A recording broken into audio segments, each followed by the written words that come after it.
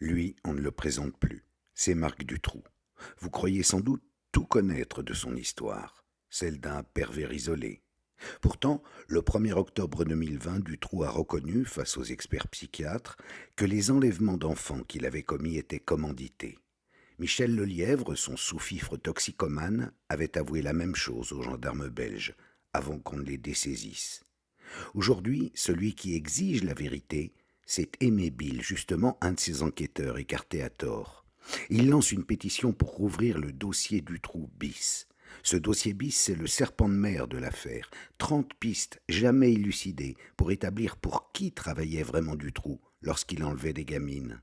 Mais ça, encore aurait-il fallu que le pouvoir et la justice belge aient envie de le savoir. Le dossier bis fut abandonné en catimini en 2010. L'enquête, sciemment malmenée pendant 7 ans, n'aboutit qu'à condamner 3 suspects, Dutroux, son épouse Michel Martin et Lelièvre. Michel Nioul, le 4e larron, un homme d'affaires véreux qui partageait son goût pour la chair fraîche avec des huiles du Gotha du royaume, au sein de clubs échangistes notamment, fut blanchi, ne prenant que 5 ans.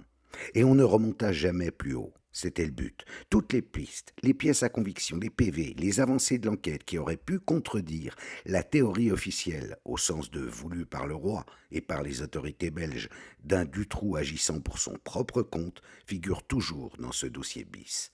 Retour sur l'affaire judiciaire pédocriminelle la plus marquante du XXe siècle, dans l'envers des affaires numéro 5.